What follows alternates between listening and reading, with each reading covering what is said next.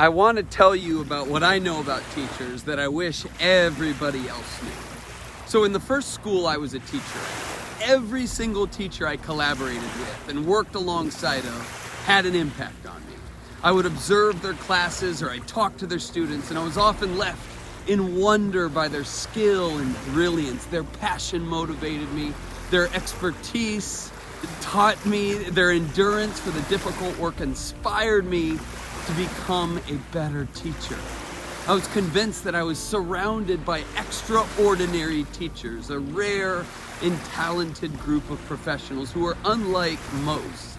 And of course they were extraordinary, but then I moved to a different school and I began my work with a completely different teaching staff. And here I was equally blown away by the talented and creative people I got to work with. Their work was centered around a single purpose, which was to help students achieve success. And everything these teachers did worked towards that purpose. I learned more from them about what it means to lead in the classroom. And because of their commitment, creativity, and work ethic, surely this must be the greatest group of teachers in the world. Well, in the past few months, I've had the opportunity to get to finally go out and be with teachers again. And I've been to Virginia, to Canada, to South Carolina, to New York, to Florida, to here in the Midwest. Every time I'd get home, I would tell my wife, this was probably the greatest group of teachers I've ever been around.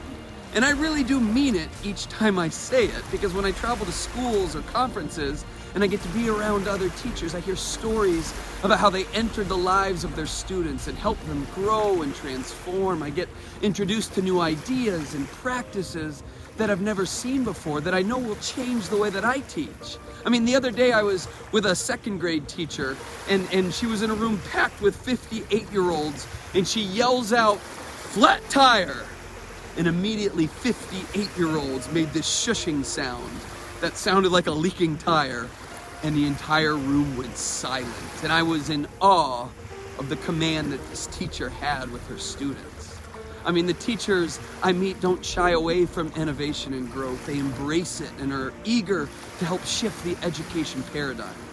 However, these teachers are also quick to point out that new ideas and innovations can't replace building relationships and timeless, universal practices of being a teacher. These teachers are having their classes enter their communities and make real impact and change. I meet teacher after teacher who loves the work that they do, and they do it so brilliantly, which brings me to this conclusion. There are a lot of great teachers out there. It's true, schools contain many creative, hardworking, skilled professionals who are doing amazing work in the world. From the school I visited next to a cornfield in Iowa to the one that was next to a highway in Detroit, Michigan, there are teachers who are doing incredible work to change the lives of their students, and as a byproduct, bettering the society that we all live in. And this brings me immense hope. In our world that seems so divided and splintered, where the culture can seem to be just, the future seems bleak at times. There's these professionals who are dedicating their lives to invest in young people, to ensure that they become knowledgeable, skilled, empathetic, confident citizens. And my hope is that this society can do a better job of realizing the kind of professionals who are working in our schools. I hope politicians can wake up to the brilliance that is happening in schools and direct the resources and training and whatever that they need to make sure that these professionals are supported and funded and multiplied. And I hope the people who spout off on social media can realize that supporting educators is much more productive. It's way more productive in helping our kids than shaming and attacking them. I think the support starts by requiring any type of decision maker in our society to regularly visit schools. They need to meet these teachers that I get to meet.